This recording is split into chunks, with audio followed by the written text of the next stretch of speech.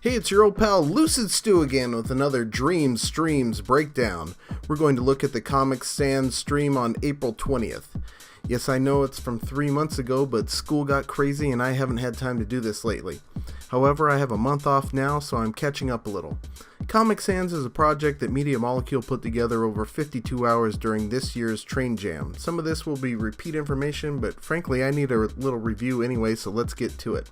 In this first section, the animation of this giant pencil is being handled by a timeline. Timelines can do a lot of different things. One of the simpler ways of using timelines is to interpolate the position of an object. Another way you could use this logic is if you made a turn-based board game and you wanted to smoothly move a piece from one place on the board to another. Here we're seeing how easy it is to adjust a camera. This camera is initially set to follow the movement of the player, and with the press of a button you can break that and create a fixed camera.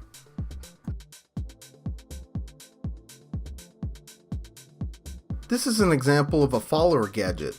Notice the frame tracking the movement of the player character. Lots of uses for this, like NPCs in an RPG, or perhaps homing missiles. A couple of trigger zones here. One triggers a camera transition, the other trips a timer gadget set up to trigger an event. Lots of uses for all three of these. You'll be doing camera transitions during cutscenes, if you want different views like in a racing game, or to focus attention like a shop in an RPG. Trigger zones are going to be used just about any time you want something to happen based on the spatial relationship between objects. Timers have a multitude of uses. How about a hand grenade? This shows how easy it is to transition between 2D and 3D because it's all really 3D under the hood. Switch possession from your 2D locked character to a free roaming character and ride off into the sunset. Another cool thing in this part is the ability to toggle the visibility of groups of objects, which is useful for hiding large amounts of things all in one go. A little bit of review here, taking a look at how the action recorder can be used to replace position interpolation logic. It's elements like these that will make Dreams easier to use for non-programmers. And then connecting a trigger zone to the action recorder, which causes the action to occur when the character enters the zone.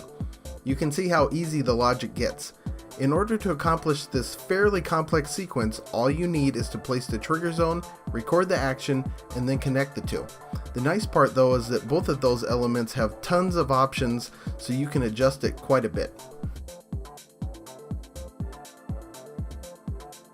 You can also use that trigger zone to start multiple events. Just by stacking the power connections, you can add sound to your push platform when it's triggered. In this next sequence, MM is going to use a stroke to create an effect. A stroke is a 2D line in the 3D space. The cool thing about them is that Dreams tracks how they're made, and you can use that information to reanimate it as many times as you like. You also have the ability to change the speed of the animation, how many are spawned and where. In this way, you can transform a single line into a shower of pink sparks. Then, like with sound, you can stack that onto the trigger. This is how games are made. The gameplay is obviously essential, but you get the total experience by filling in the details of animation, sound, and effect for corresponding actions. This gives a game life. You can imagine if you have half a dozen layers for every action in your world, things are going to get messy. This is where microchips come in. Microchips allow you to organize multiple gadgets into a single overarching gadget. You send information into the microchip, it performs its duties, and then it spits information out. Here the information going in is the signal from the trigger zone. This is a Boolean signal, which is to say the information is in the form of on, off, or true, false. Either something is in the zone or it isn't. In this scenario, no information is outputted, but let's say you wanted to keep track of how many times a zone was triggered, perhaps for a racing game. You could then send that information out of the microchip to use elsewhere, like a microchip filled with scoring logic. At this point, another element is being added, and that is a camera transition to focus attention on the push platform. You'll notice it's using a different trigger zone which is placed in the same microchip. So in this case, that microchip is going from having one input to two. That sounds complicated, but you can see that it isn't. And then continuing the theme of layering detail, you can very easily add a shake to that camera when it's triggered. One of the nice things about using microchips is that the logic is self-contained, so you can easily duplicate it and reuse it. Here the push platform and all its logic is being copied to another part of the world. Eventually in the stream they duplicated it 4 or 5 times and it worked the same in each instance. And continuing with the microchip theme, let's take a look at the microchip for one of the collectibles from the Comic Sans world. This has some logic which uses a signal generator to transform the object's position up and down. You'll notice in a lot of games that things which are meant to draw your attention are in nearly constant motion, so this is an important detail. When the trigger zone is tripped, the collectible is set to move toward the player with some additional signal logic to make its motion look a little cooler.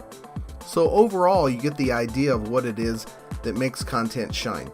Anyone can make a thing, but it's all the little details that give it life.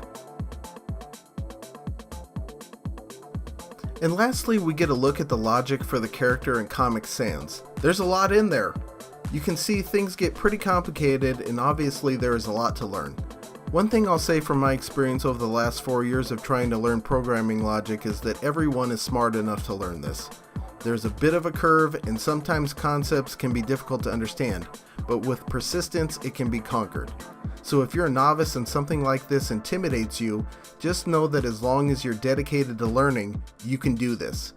And the great thing about Dreams in particular is that we'll all have a community of creators behind us to help us out and make our content better. While we celebrate a close-up of Ed Hargraves, a word about where I am as far as this channel is concerned. School makes my content output a bit erratic. I currently am between semesters. The next one starts on August 27th. It's always difficult to say how much time I'll have during the semester until I'm actually in it. I definitely have 4 weekends until then to get caught up, and I hope to get current with my videos in that time. There is definitely more to come soon, so see you next time.